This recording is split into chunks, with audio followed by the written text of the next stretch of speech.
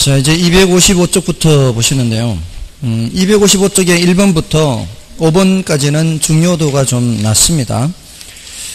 중요도가 낮은데, 뭐, 이런 문제도 있다라는 정도로만 받아들이십시오.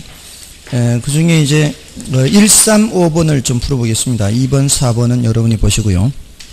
자, 1번에, 부동산 이용과 관련된 다음의 설명 중 틀린 것은, 최유효 이용은 부동산과 인간과의 관계를 개선하기 위한 모든 부동산 활동의 행위 기준이 된다. 이거는 옳은 표현이고요. 늘 최유효 이용 하죠. 그리고 최유효 이용 원칙은 용도 다양성과 공급의 상대적 희소성에서 이론적 근거를 찾을 수 있다. 그 공급의 상대적 희소성이라는 것이 바로 부증성과 관련되는 거죠. 그래서 맞고요. 그 다음에 토지의 최유효 이용이란 경제적 측면에서는 집약 한계가 되는 토지 이용이다. 옳은 표현입니다. 집약 한계라는 것은 이윤이 극대화되는 상태의 집약도를 말합니다. 그 밑에 4번으로 연결이 되죠.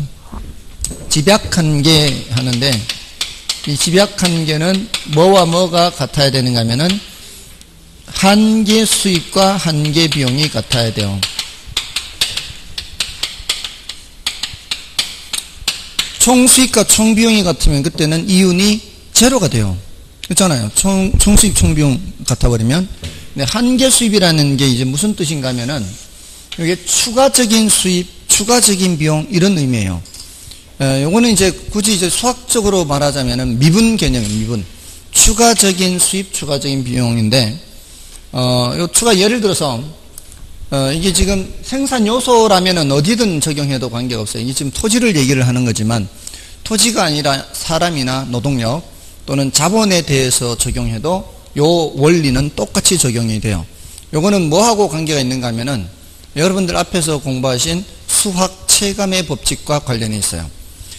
예를 들어 여러분들이 중개사무소를 오픈을 했는데 지금 너무 잘 되고 있어요. 혼자 너무 힘들어요. 그래서 한 사람을 이제 고용하는 거죠. 소공을 고용하는 거예요. 그러면은 돈을 줘야 되죠. 그럼 지금까지 발생하지 않던 비용이 추가로 발생하는 거죠. 그러니까 뭐가 발생하는 거예요? 한계 비용이 추가로 발생하는 거예요. 얼마? 예를 들어 100만 원을 줘야 돼. 한 사람 고용을 할 때. 근데 이 사람이 내가 버는 거 외에 이 사람이 추가로 벌어오는 게 있을 거 아니에요. 이 사람으로 인해서 벌어들이는 수입이 바로 한계 수입이에요. 만약에 이런 상황이라면 당연히 한 사람 고용을 해야 되겠죠. 이러면 내가 추가로 얼마를 더 벌 수 있는 거예요? 50만 원을 더 벌 수 있는 거죠. 지금까지의 이윤에다가 50이 늘어나는 거죠. 자, 이런 상황이라면 어떤 생각이 들겠어요? 한 사람 더 쓸까 생각을 할 수 있죠. 한 사람 더 써도 어차피 또 100만 원은 줘야 되지만 이 사람이 또 벌어오는 게 있을 거 아니에요. 근데 이 사람이 벌어오는 것이 첫 번째 사람이 벌어오는 것만큼 벌어올 수 있을까요? 보통의 경우라면 이제 추가로 한 사람을 더 쓰면은 이만큼은 못 벌고 뭐 조금 줄어들거나 할 거예요. 그래도 고용하는 게 나아요? 그렇지 않은 게 나아요? 고용하는 게 낫죠.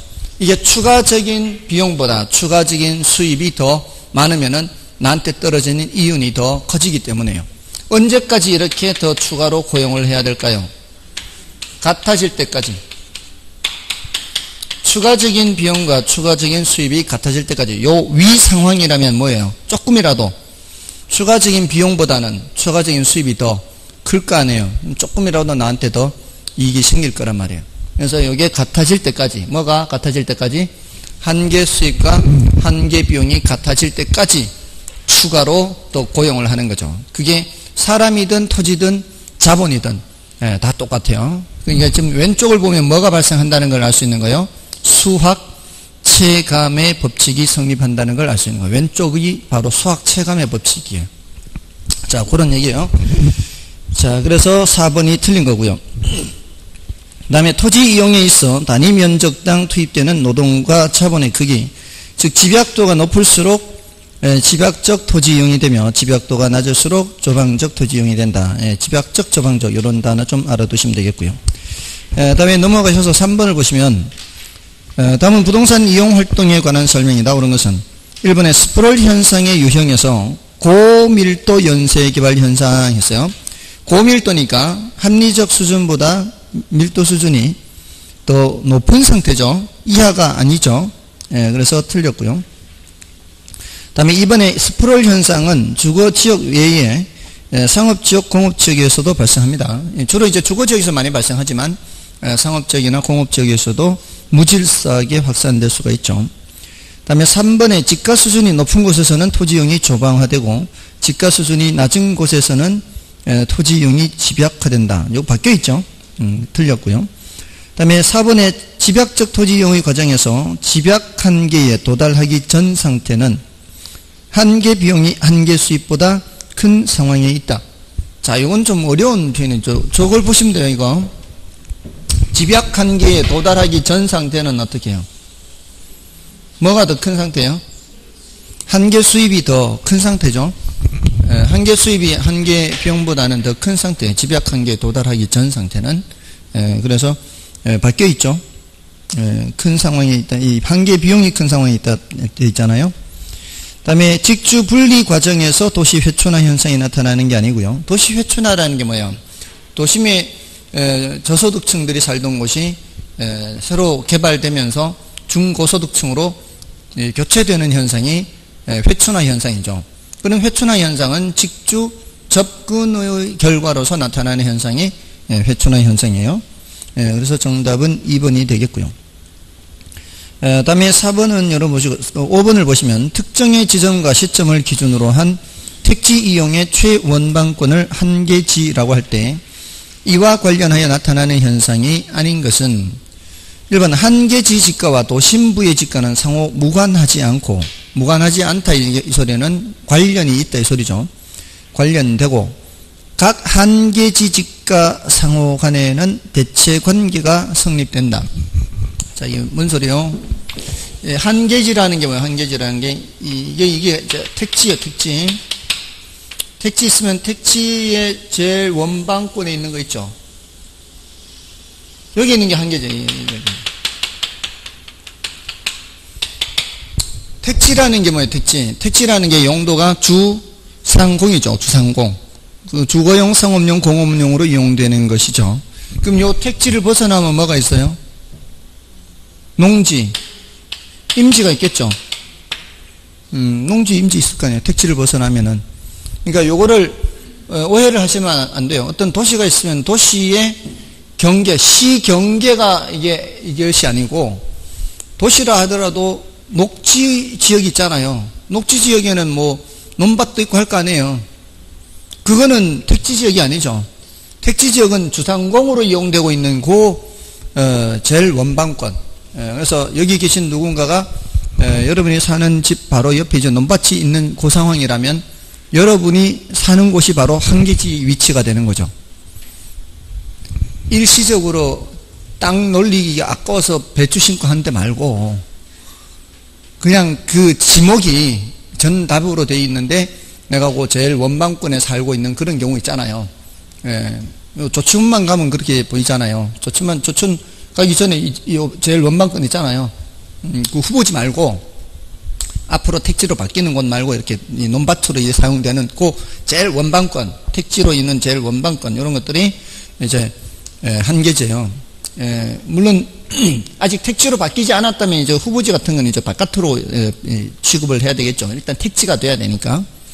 자, 근데 요 택지 제일 원방권의 한계지의 지가는 도심의 지가와는 상호 관련이 있다 이렇게 얘기를 한단 말이에요. 그 소리는 이 농지임지 가격하고 택지 가격하고는 땅 가격 차이가 꽤 많이 나죠. 그래서 이렇게 땅값이 떨어지다가 여기서는 뚝 떨어진단 말이에요. 이렇게. 근데 한계지는 요 안쪽에 있단 말이에요. 여기까지는 택지고요. 여기서부터 농지임지란 말이에요. 그러니까 이렇게 한계지 땅값과 농지임지 땅값은 차이가 크게 나는 현상을 단절 지가 현상이라 그래요. 자, 근데 도심의 지가가 이렇게 올라가잖아요. 도심의 지가가 이렇게 올라가면 격차가 커지죠, 이렇게. 그러면은 사람들이 바깥의 땅이 상대적으로 싸게 되면은 도심보다는 외곽 쪽을 찾는데 여기는 찾을 수가 없잖아요. 농지 임지니까. 그럼 한계지를 찾으면 한계지 땅값이 올라갈 거 아니에요. 그럼 이렇게 될 거 아니에요. 이렇게. 그러니까 도심의 땅값과 한계지 땅값은 서로 영향을 이렇게 주고받게 돼 있어요. 이걸 이제 무관하지 않다라고 표현하는 거죠. 근데 농지 임지 땅값과 얘는 아무 관계가 없다 이렇게 얘기한다고요. 그러면서 한계지 상호 간에는 어때요? 한계지 상호 간에는 얘네들은 서로 밀접한 대체 관계가 있겠죠. 이 땅 아니면 이 땅 길. 한계지와 한계지 상호 간에는 밀접한 대체 관계가 있고, 한계지와 도심의 집과는 상호 관련이 돼 있고, 한계지와 농지 임지 간의 관계는 아무 관련이 없고, 그렇게요. 그래서 1번은 옳은 표현이고요. 그 다음에 이번에 농경지가 택지화된 한계지의 초기에는 집가 상승이 빠르다. 당연하겠죠. 그 다음에 한계지는 주로 농경지 등의 용도 전환으로 개발되지만 집가 형성은 농경지 등의 집가 수준과는 무관한 경우가 많죠. 그 다음에 자가 한계지, 차가 한계지 나오는데, 자가 한계지는 자기 집이에요. 자기 집이고, 임차 한집, 임차. 자, 도심에 직장이 있어요. 직장을 이제 출퇴근을 한다면은, 자기 집이라면 먼 곳에서도 다니겠죠. 근데 세를 얻어서 출퇴근을 한다면 굳이 먼 곳에 얻지는 않을 거 아니에요. 세를 얻어서 출퇴근을 한다면은 그래도 좀 가까운 곳에 세를 얻을 거 아니에요. 그러니까 차가 한계지는 좀 더 가까이 있고, 자가 한계지는 좀 더 멀리 있고, 그 소리예요. 그래서 지금 바뀌어 있죠. 자가 한계지는 차가 한계지 비하여 가까운 곳이 특징이다. 여기에 틀렸습니다. 그리고 한계지는 전철과 같은 대중교통수단을 주축으로 하여 연장이 되고요. 뭐 이 정도고요. 뭐 중요도가 좀 낮고, 이제 부동산 개발에서는 한 2문제, 많으면 3문제까지도 나옵니다. 이거는 조금 더 신경을 써야 되고요.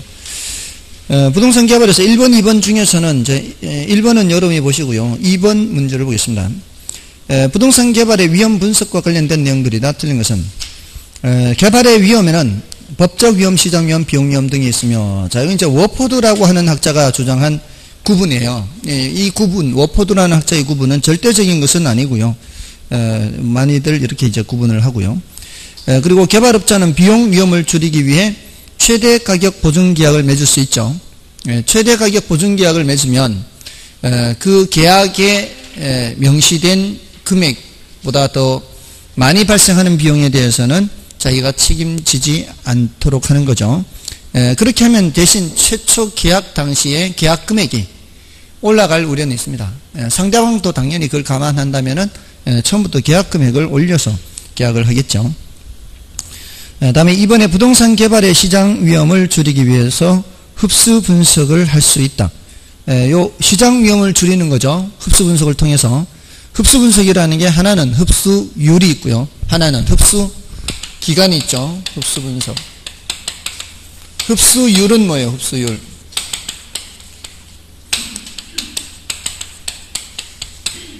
흡수율은 공급된 부동산이 지난 1년간 몇 퍼센트 흡수되는지를 보는 것이고요.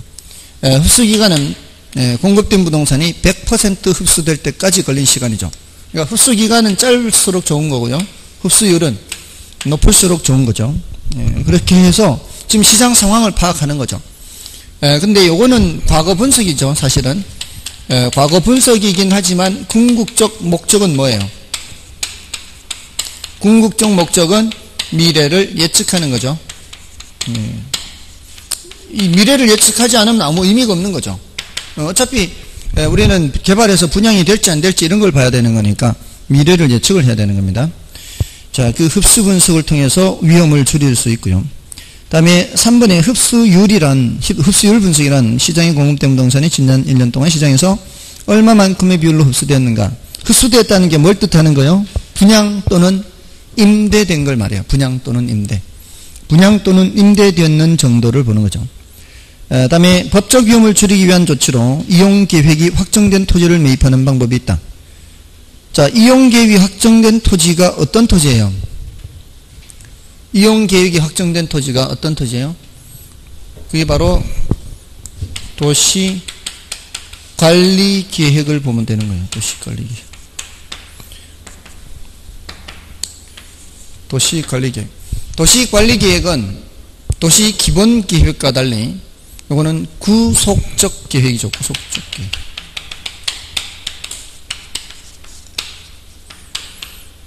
도시기본계획은 구속적 계획이 아니죠. 그는 얼마든지 변경이 가능해요. 장기 발전 방향을 제시한 것이기 때문에 그것으로 인해서 뭐 구속되지는 않습니다. 근데 이거는 구체적인 집행계획이기 때문에 구속적 계획이어서 국민의 권리 의무에 관련될 가능성이 많아요. 모든 게 다 관련되는 건 아니지만 일단 국민이 권리 의무에 어떤 영향을 받게 되면은 거기에 대해서 쟁송을 제기할 수 있어요. 쟁송. 그러니까 소송을 제기할 수 있다면 쟁송, 행정심판이나 쟁송이라고 할 때는 그 쟁송은 이의신청부터요. 이의신청, 행정심판, 행정소송 이렇게 가는 거예요. 이의신청은 처분한 놈한테 제기하는 게 이의신청이고요. 처분한 놈. 그 놈이 제일 잘 알 거 아니에요. 그 업무에 대해서. 그러니까 네가 혹시 실수했을 수 있으니까 네가 한번 다시 봐라 하는 게 이의신청이에요. 그 다음에 행정심판은 뭔가 하면은 그 감독관청한테 제기하는 걸 말해요. 왜냐하면은 네 밑에 있는 애가 지가 잘못했는데도 잘못 안 했다고 하니까 감독기관인 네가 한번 봐라 하는 게 행정심판이에요. 근데 봤는데 야 제가 잘못한 거 없는데 이렇게 가면은 이제 니들은 다 한통속이니까 그러지. 법원으로 가져가는 법원으로. 행정부 니 말을 못 믿겠다. 법원으로 가져가는 게 뭐예요? 행정소송이 되는 거죠. 그래서 이 모든 것을 쟁송이라고 그래요. 다투는 거. 그 권리 구제를 받기 위해서. 그러니까 권리 의무에 영향을 미치는 것들은 이런 쟁송을 할 수 있기 때문에 함부로 못 바꾸는 거죠. 그래서 토지 이용 계획이 확정된 토지를 매입하면은 그런 법적 위험을 줄일 수 있다는 겁니다. 다음에 5번에 개발업자가 개발사업에 착수 전 또는 초기에 매수자를 확보하면 시장 위험은 감소하고 수익은 높아진다. 자, 이건 모순이에요. 위험이 감소하는데 수익이 높아진다? 이 말이 안 되는 거죠. 초기에 매수자를 확보한다는 얘기는 초기에 분양을 많이 한다는 얘기인데, 분양 또는 임대. 그럴 때에는 높은 가격으로 분양할 수가 없어요. 그래서 피가 별로 붙지 않은 상황에서 분양할 수밖에 없어서 수익은 낮아지는 거죠. 정답은 5번이고요. 3번도 좀 볼까요? 부동산 개발 단계 중 마케팅에 관한 설명으로 틀린 것은 1번에 부동산 개발의 성공 여부는 개발 사업의 시장성에 달려 있다고 볼 수 있다. 그렇죠? 시장성이라고 하는 게 뭐예요? 시장성. 시장성이라고 할 때는 어떤 구체적인 물건을 놓고 얘기를 해야 돼요. 몇 번 말씀을 드렸지만 어떤 상품을 개발하는 회사가 어떤 상품이 시장성이 있는지 없는지를 판단을 할 때는 그 물건이죠. 그 물건. 시장성. 지금 대상이 되는 그 물건을 다른 물건하고 비교해 봐야 될 거 아니에요. 그러면서 이 물건이 시장에서 얼마만큼 소비자들한테 어필할 수 있는가. 그거 살펴보는 게 시장성 보는 거 아니에요. 그런 것처럼 부동산 개발 사업에서 구체적인 물건이라는 게 뭐예요? 그 개발하는 사업이죠. 그 개발하는 사업, 그런 물건을 시장에 내놨을 때 사람들이 얼마만큼 요거를 분양받을지, 임대받을지 조사하는 거. 이런 게 시장성 분석이잖아요. 그래서 시장성이 있어야 그만큼 성공할 수 있다는 얘기죠. 다음에 일반적으로 개발될 공간의 임대활동은 개발사업 초기 단계에서부터 이루어지는 것이 바람직하고요. 다음에 부동산 개발사업의 성공을 위하여 개발사업 초기에 정박임차인을 확보하는 것이 중요하죠. 정박임차인은 한번 자리를 잡으면은 잘 옮기지 않는 그런 임차인을 정박임차인이라고 합니다.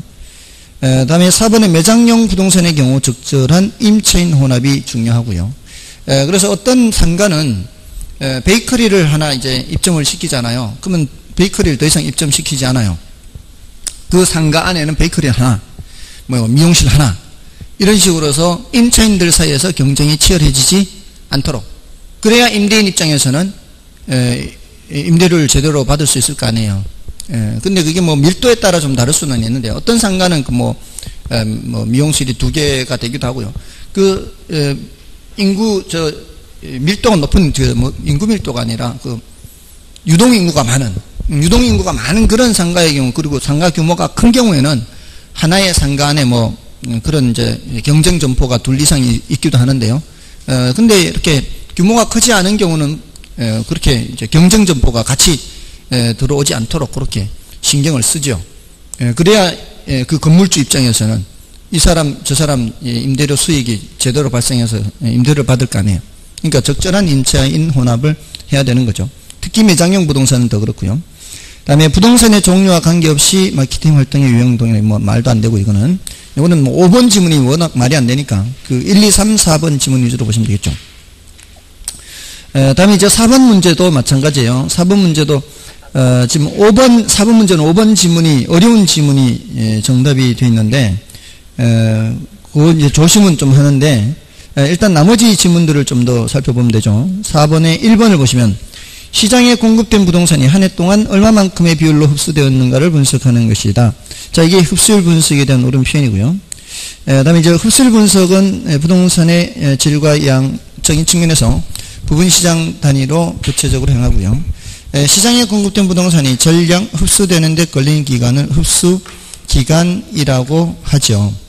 그리고 동일 기간당 흡수율은 높을수록 흡수 기간은 짧을수록 시장 위험이 낮을 것으로 예측하는데요. 지금 이러한 분석들이 시장 분석, 시장성 분석에서 보통 하는 거거든요. 흡수율 분석이.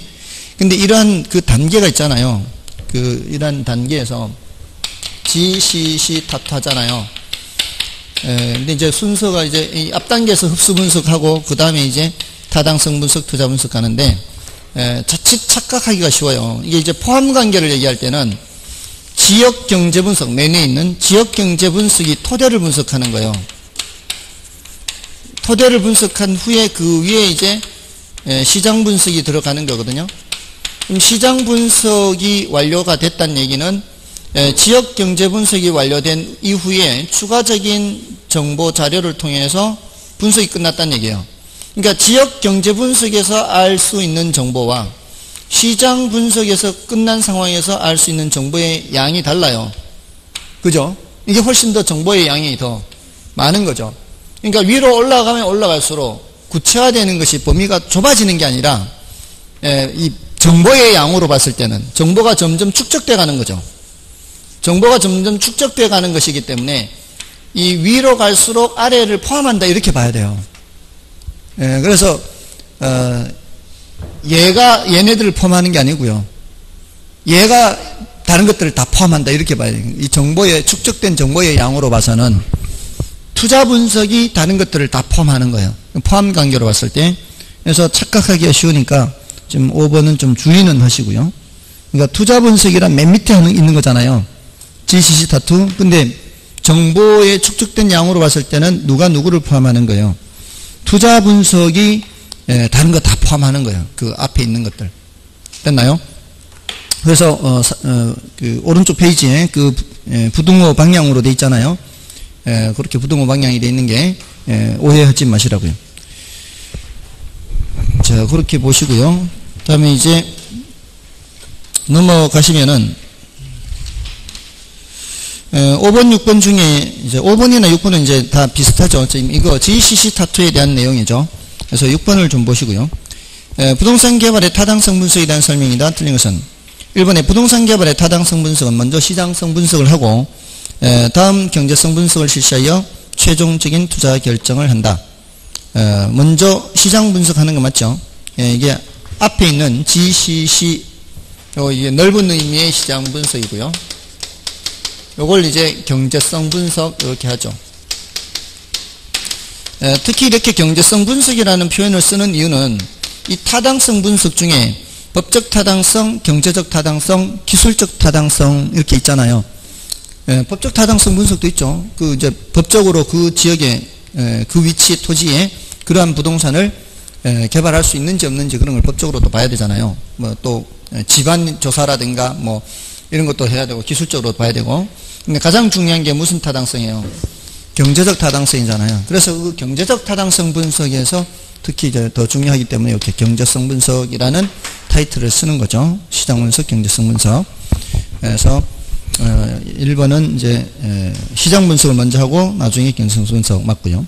그다음에 지역 경제 분석에서는 지역의 경제 활동, 인구와 소득, 교통망, 성장과 개발의 유형 등 대상 지역 시장 전체에 대한 총량적 지표를 분석한다. 전반적인 것을 다 살펴보는 것을 말하는 거죠.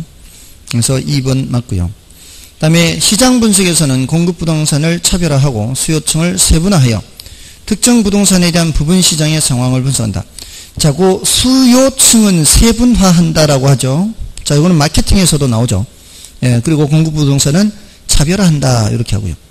그래서 맞고요. 그 다음에 시장성 분석은 특정 부동산에 대한 수요와 공급 상황을 분석하는 것이다. 예, 수요와 공급 상황 분석하는 건 뭐예요? 시장 분석이죠. 시장성은 어떤 구체적인 물건을 놓고 대상 물건의 매매 가능성, 임대 가능성을 보는 거니까 그것은 틀렸어요. 4번이 틀렸죠. 그 다음에 타당성 분석은 대상 개발 사업이 투자자의 자금을 유인할 수 있을 만한 충분한 수익성을 제공하는지 분석하는 것. 여기 이제 타당성 분석 맞죠? 요거는 타당성 분석은 구체적인 수익성을 보는 겁니다. 수익성이 있는지 없는지는 뭘로 판단해요? 수익성이 있는지 없는지는 순수내로 판단해요. 순수내. 순현가가 0보다 큰지 작은지, 수익성 지수가 1보다 큰지 작은지, 내부 수익률이 요구 수익률보다 큰지 작은지. 이렇게. 다음에 넘어가셔서요. 그래서 6번은 4번이 정답이었고요. 7번은 자, 이 부동산 개발 사업의 타당성 분석 중 경제성 분석에 해당되는 내용이 아닌 것을 했어요. 경제성 분석, 이 전체적인 이제 분석 과정에서, 이 경제성 분석이라면 여기잖아요, 여기. 이건 이제 계산하는 거잖아요. 이게 수익성이 있는지 없는지를 보려면은 수년가가 0보다 큰지 작은지, 수익성 주가 1보다 큰지 작은지 계산하려면은 이제 여기서 수집된 정보 자료를 이용해서 계산을 해야 돼요. 그리고 이제 결정을 해야 되잖아요. 투자 분석. 그러기 위해서 나오는 것들이잖아요. 그러니까 1번에 비용 추계를 해야 될 거 아니에요. 그 다음에 2번에 시장 가치와 투자 가치를 따져서 누가 더 크면은 결정하는 거예요. 투자 가치가 더 크면 채택을 하는 거잖아요. 그 결정할 때, 투자 결정을 할 때. 그 다음에 수요 공급 분석은 뭐예요? 이건 시장 분석이잖아요. 시장 분석은 이 위에 있는 거 아니에요. 그러니까 3번은 틀렸고요. 4번, 5번 다 해당되고요. 다음에 8번은 LQ인데요. 8번, 9번이 LQ 계산이죠. 그 계산은 어떻게 한다 그랬죠? A 지역의 농업의 LQ 이렇게 하잖아요. A 도시 농업의 LQ. 그러면 뭐를 동그라미 치고요. 15를 동그라미 치고, 그리고 전국의 전체인 6천은 항상 포함된다 그랬죠. 그러니까 6천 동그라미 치고 15 동그라미 치면은 네모 박스가 만들어지고 4개의 기퉁이 숫자는 300과 150이 더 추가돼야 되죠. 그러면 어떻게 6000분의 300분의 150분의 15 이렇게 계산하면 되죠. 그래서 6000분의 300은 몇 프로예요? 6000분의 300은 6000분의 300분의 150분의 15 이런 거 일십백으로 가라 그랬잖아요. 10%는 600이잖아요. 6천의 10%는 600 위에 300은 600의 반이니까 10%의 반이니까 5% 나올 거 아니에요. 이거는 10%가 15 됐잖아요. 5%분의 10% 하면 됐잖아요. 2 됐나요? 그러니까 이렇게 할 수 있으면 이렇게 하는 게 차라리 낫죠. 어쩌면은 암산이 더 빠를 수 있어요. 숙달이 되면은. 아무튼 일십백으로 가면 돼요. 일십백. 우리 시험은 복잡한 숫자로 잘 안 나온단 말이에요. 그러니까 대체로 이렇게 일십백 원칙으로 이렇게 하면은 쉽게 알 수 있다고요. 아무튼 9번은 뭐 여러분이 봐주시고요. 다음에 이제 10번, 11번이 같은 유형의 문제예요. 그 중에 10번을 보겠습니다. 다음은 입지계수와 경제기반 분석에 관한 설명이다. 틀린 것은 1번에 입지계수를 통해 해당 지역 특정 산업의 특화도를 파악할 수 있다. LQ가 1보다 크면 뭐예요? LQ가 1보다 크면은 그 도시는 그 산업에 특화되어 있다는 얘기잖아요. 특화도를 파악할 수가 있는 거고요. 그 다음에 다른 조건이 일정한 경우 해당 지역 기반 산업 비율이 클수록 경제 기반 승수는 커진다. 자, 경제 기반 승수가 나왔죠. 이제 이게 출제된 지가 꽤 오래 됐는데 이제 여기 좀 난이도가 높아요. 난이도가 높은데 사실은 중요도는 이게 더 높아요. 지역경제학이라는 학문이 있어요. 학문 분야에. 지역경제학이라는 학문 분야에서는 이 경제기반 분석을 이제 굉장히 중요시하는데 그 경제기반 분석에서 경제기반 승수가 굉장히 중요한 거죠. 그러려면 이제 LQ를 알아야 되거든요. 그러니까 그 기초 조사로서 LQ이고요. 이거는 경제기반 승수는 기반 비율 분의 1이에요. LQ를 통해서 지금 이게 LQ가 2가 나왔다는 얘기는 이게 그 지역의 기반 산업이란 얘기예요. 그래서 그 기반 지역의 기반 산업의 비율을 알면은 경제 기반 승수를 알 수가 있죠. 물론 이걸 이렇게 할 수도 있어요. 1-B 기반 비율. 1-B 기반 비율 분의 1 이렇게 할 수도 있어요. 자, 아무튼 기반 비율이 커지면 커질수록 어떻게 돼요? 경제 기반 승수는 작아지는 거죠. 그래서 2번 틀렸고요.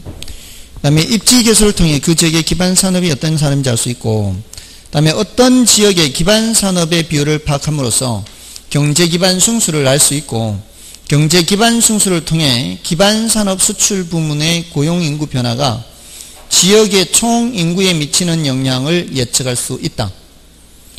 자, 요거는 지금 이 수출 부문의 고용 인구 변화가 예를 들어 이제 기반 비율, 기반 비율이 만약에 10%다. 그러면 이게 0.1분의 1 이렇게 될 거 아니에요.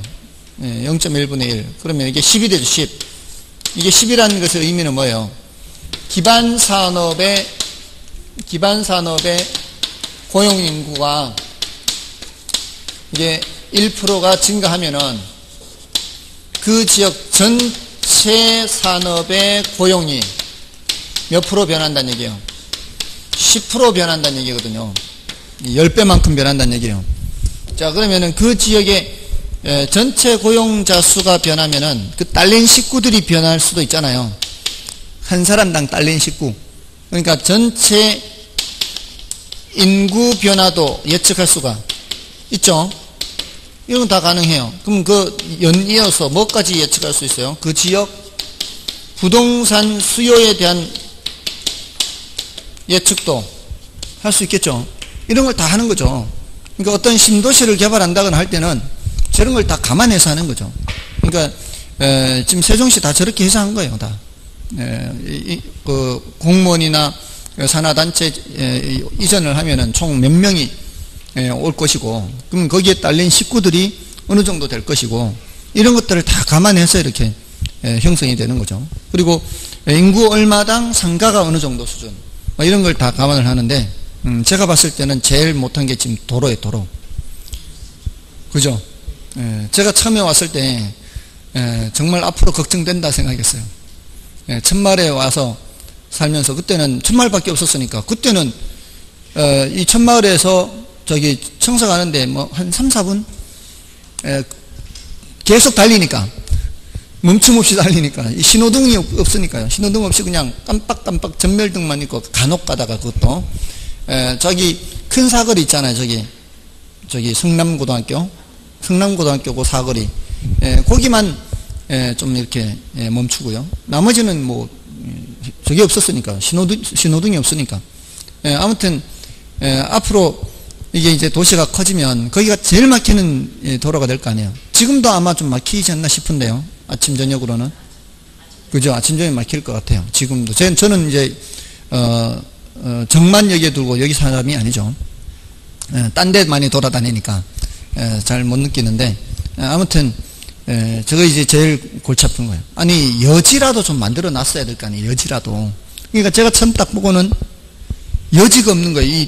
이 녹지 공간을 좀 더 이렇게 충분히 둬서, 녹지 공간을 충분히 뒀다면은 그걸 조금 줄여서 이렇게 길을 좀 넓힐 여지가 있잖아요. 근데 건물 올라가는 거 보니까 전혀 이게 여지가 없는 거예요, 여지가. 그럼 앞으로 할 수 있는 방법은 위로 올리거나 더 밑으로 파는 수밖에 없잖아요. 그죠? 정말 이게 누가 생각했는지 이게 가장 큰 단점이에요. 예? 설마 뭐 그 사람이 이렇게 했습니까? 예. 그래요? 저 창원시는 40년 전에 지은 도시 아니에요. 창원시는 40년 전에 지은 도시인데 지금도 도로가 충분한 그런 길이 있죠, 이렇게. 물론 이제 조금 좁은 데도 있긴 한데 지금도 그렇게 크게 불편하지 않을 정도로 잘 이제 계획도시죠. 제가 예전에 사회 시간에 공부할 때도 계획도시라고 창원이라는 도시는 계획도시다라고 이제 공부를 했었는데 아무튼 40년 전에 계획한 도시가 어떻게 지금 계획한 도시보다도 도로상정은 더 좋냐 이 말이죠. 아무튼 그렇습니다. 그렇다고 그러더라고. 그러니까 자동차를 사용하지 않고 자전거를 이용하게끔 하려고 했는데 사람들이 그게 되나요, 그게? 그러니까 그리고 건물마다 지하 그 주차장이 아니 구멍이 한 개밖에 없잖아요. 한 개밖에 없으니까 이게 가다 중간에 만나면은 이제 약한 놈이 지는 거죠. 약한 놈이 지는 거예요. 뭐 올라가든 내려가든 원래 내려가는 게 우선이요, 올라가는 게 우선이에요. 여러분들 운전면허 시험 다 봤을 거 아니에요. 이게 우선이 누구한테 우선이 있어요? 내려가는 게 우선이에요? 그러면 올라가는 게 비켜줘야 되는 거고 맞잖아요. 올라가는 사람이 비켜줘야 될 것 같은데 비켜줄 때는 그러니까 내려온 사람 우선. 근데 아무튼 여기는 그게 아니잖아요. 내려가면은 차를 돌릴 데가 없잖아요. 구멍이 한 개밖에 없을 때는. 그럼 어떻게 내려가다가 이제 올라와야 되는 거지. 자, 근데 그게 후진으로 올라오는 게 웬만한 숙달자 아니고서는 이거 쉽지 않아요. 이렇게 휘어서 이렇게 올라오는데. 그러니까 아예 안 들어가려고 하잖아요. 안 들어가려고 하니까 옆에 그냥 불법 주차 이제 많은 거죠. 그러니까 이제 그게 제일 골치 아픈 거죠. 도로 사정이. 아무튼 이런 거 너무 이렇게 방송으로 타게 하면 안 되는데 이러면 이제 세종시가 그냥 아무튼 그렇습니다. 다음에 그 5번 지문은 이제 마찬가지 경제 기반 분석은 고용 인구 변화가 부동산 수요에 미치는 영향을 예측하는 데 사용될 수 있다. 이거 오른편이고요. 정답은 2번이었죠. 11번은 여러분이 보시고요. 다음에 이제 12번부터 15번까지는 요거는 민간 개발 방식에 대한 거예요. 민간 개발 방식에서 여러 가지 이제 개발 방식이 있는데 그 중에서 자력 개발이 뭐예요? 자력 개발. 자력 개발은 토지와 자금과 노후를 한 사람이 다 갖고 있는 거죠. 이거는 토지, 자금, 노하우를 한 사람이 다 갖고 있는 거예요. 개발을 하기 위해서는 이 세 가지가 있어야 되잖아요. 근데 사업위탁 방식이 뭐예요? 사업위탁 방식은 토지하고 자금을 누가 제공하고요. 토지 소유자가 제공하고 노하우를 개발업자가 하는 거죠. 그러니까 여기서는 이제 혼자 하는 거지만 나머지는 이제 공동을 하는 거잖아요. 공동을 하는 것 중에 이제 좀 특징적인 게 바로 사업위탁 방식이죠. 토지하고 자금을 토지 소유자가 되기 때문에 그래서 이건 사업 명의가 누구 명의로 진행되고요. 사업의 명의가 토지 소유자 명의로 진행되잖아요. 근데 요거 말고는 나머지는 다 어떤 구조예요. 토지 소유자는 토지만 되고 개발업자가 자금과 노하우를 다 투입해서 이렇게 공동으로 개발하는 구조인데 다만 이제 토지 신탁 방식은 신탁이 뭐라 그랬어요? 신탁. 소유권이 형식적으로 이전되잖아요. 형식적으로 이전되니까 형식적으로는 누가 다 갖고서 하는 셈이에요. 신탁회사가 명의도 갖고 있고 자금도 투입하고 노하우도 투입하고 이런 구조죠. 실질적으로는 토지 소유자가 토지를 댔지만 그래서 이거는 신탁회사 명의로 진행이 되잖아요. 신탁회사 명의로. 그래서 부동산을 개발한 후에 그 개발 수익금을 이제 수익자에게 배당을 하고 계약 기간이 종료되면 다시 토지나 건물이 이제 반환이 되는 거죠. 근데 이제 반환이 되는 거는 임대형의 경우고요. 개발한 부동산을 분양을 해버리면은 반환되는 부동산은 없는 거죠. 반환되는 거는 이제 임대형의 경우에 반환되는 거고요. 나머지는 전부 다 이제 그야말로 토지 소유자가 토지되고 개발업자가 이제 자금과 노하우를 되는데 그걸 어떻게 나누느냐 하는 거의 문제잖아요. 그래서 등가 교환 방식은 투입 자금 비율로 몇 대 몇으로 나누는 거고, 대물 변제형은 그 공사비를 물건으로 주는 거고, 또 분양금으로 정산하는 거는 공사비에 해당하는 거를 분양 수익금이 발생하면 그걸로 주는 거고, 또 이 신차지 방식, 차지 방식 있죠. 그 차지 방식은 땅을 빌려서 개발하는 거잖아요. 개발업자가 빌리는 대신에 대가를 어떻게 주느냐의 문제죠.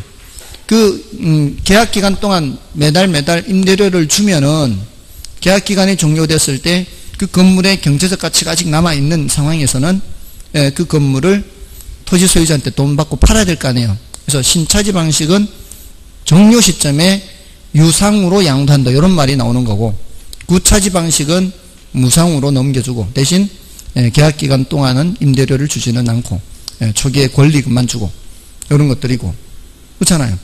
그런 여러 가지 방식이 있다는 거죠. 그리고 컨소시엄 구성 방식에서 대규모 개발 사업 같은 경우에 주로 이 자금 조달 문제 또는 뭐 기술 보완 때문에 여러 회사가 연합 법인을 설립하는 거죠. 그거를 컨소시엄을 구성한다 이렇게 얘기를 하는 거잖아요. 그런 여러 가지 방식이죠.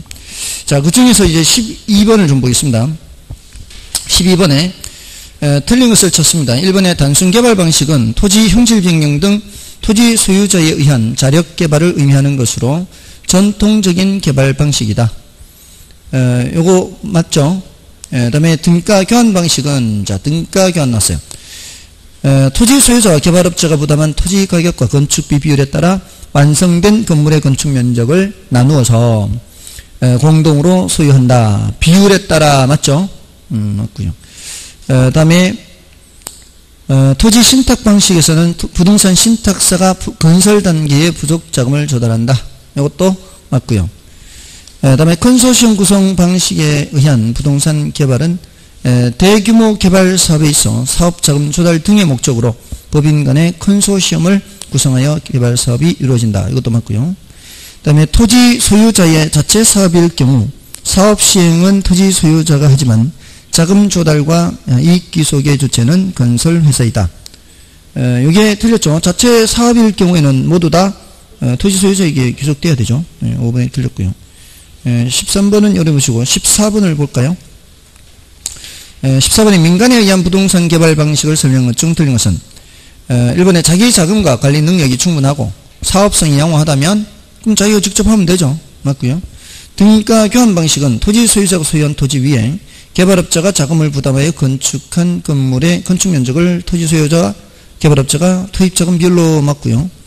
그 다음에 사업 위탁 방식, 사업 위탁 방식에서는 신탁회사의 소유권을 넘기고, 말이 안 되죠. 신탁회사의 소유권 넘기는 건 무슨 방식?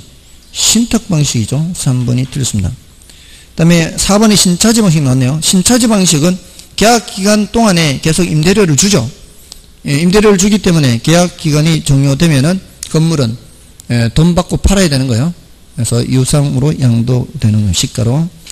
그 다음에 대규모 개발 사업에서는 법인 간의 컨소시엄을 구성하여 사업을 수행하는 것이 적합하다. 뭐 그럴 수 있고요. 그 다음에 15번은 요거는 여러분이 좀 봐주시고요. 16번은 자, 요거는 이제 BTO, BTL 요런 얘기죠. 요거는 이제 내용이 간단한데 꽤 자주 나온 편입니다. BTO, BTL, 뭐 BOT, BLT. B가 건설하는 거죠. 그 다음에 T가 트랜스퍼, 소유권을 이전하는 거죠. 그 다음에 요거는 오퍼레이트, 운영을 하는 거고, L은 리스, 임차하고 임대하고 임대차. 요거는 오운이죠. 오운, 소유하는 거죠. 소유하다. 그래서 어떤 경우는 이제 BTO고 어떤 경우는 BTL이고, O와 L의 차이가 뭐예요? O와 L의 차이는, 요거는 O는 사용료를 징수할 수 있는 경우 없는 경우, 사용료를 징수할 수 있는 경우 사용자한테, 리스는 사용료를 징수할 수 없는 경우, 일대는 리스. 그러니까 도서관, 학교, 군인 아파트 이런 것들은 그 도서관이나 학교 이용하는 학생들이나 시민들한테 사용료를 징수할 수가 없잖아요. 그럴 때는 그 주체에게 임대료를 받아야 돼요. 근데 사용료를 징수할 수 있는 경우는 고속도로 건설한다. 고속도로를 이용하는 사람한테 사용료를 징수할 수 있잖아요. 그럴 때는 이제 운영한다. 이렇게 요 차이가 이제 제일 중요한 차이죠. 물론 이제 어떤 경우는 BOT고 어떤 경우는 BTO고 이제 T가 먼저냐 O가 먼저냐 이전이 나중에 이루어지는 거죠. 소유권 이전이. 그러면 BOT가 되는 거고 소유권 이전이 먼저 이루어지면은 BTO가 되고 보통 이제 민자고속도로 있죠. 민자고속도로는 이건 BTO가 많아요. BTO가. 제가 알기로는 민자 역사 있죠. 민자 역사. 민자 역사는 BOT가 맞고 BOT. 이렇게. 다 뭘 하는 거예요? 운영하는 거죠. 운영 기간 동안에 수익을 내는 거예요. 이렇게. 자, 그 차이입니다. T와 O와 L의 차이. 자, 그래서 기억을 보시면은 BOT죠. BOT 시설의 준공과 함께 시설의 소유권이 국가 또는 지방자치단체에 기속되지만 사업 시행자가 정해진 기간 동안 시설에 대한 운영권을 가지고 수익을 내는 방식. 자, 일단 준공과 함께 이전되어 기속된다 그랬잖아요. 준공과 함께 기속되면은 BO로 가는 게 아니라 BT로 가야 되죠. 그리고 운영권을 가지고 수익을 내는 것은 O잖아요. O. 그래서 BTO가 돼야 돼요. 기억은 BTO. 그래서 틀렸고. 다음에 니은은 BLT라고 되어 있는데 읽어볼까요? 사업 시행자가 사회 근접자원 시설을 건설해 일정 기간 동안 시설을 중원청에 리스하고 리스 기간 종료 후에 소유권이 이전돼요. 그럼 BLT 맞죠? 니은은 맞죠? 다음에 디귿은 사업 시행자가 시설의 준공과 함께 소유권을 국가 또는 지방에 이전해요. 그럼 BT잖아요. 다음에 해당 시설을 국가나 지방자치단체에 임대하여 수익을 내요. 임대하는 건 뭐예요? 리스. 그럼 BTL이래야 돼요. 디귿은 틀렸고요. 그 다음에 리을은 시설 준공의 소유권을 보유하면서 운영을 통해 시설의 수익을 가진 후 일정 경과 후에 마지막에 시설 소유권을 이전하는 겁니다. 그럼 BOT가 돼요. BOT. 이게 민자 역사가 주로 이렇다고 해요. 민자 역사. BOT에서 틀렸고. 그럼 지금 옳은 게 니은밖에 없네, 지금까지. BOO. 시설의 준공과 함께 사업 시행자가 소유권과 운영권을 갖는 거 BOO. 그래서 미음하고 니은. 니은 미음은 4번이 정답이죠. 자, 택지 공영 기업은 좀 쉬고 할까요?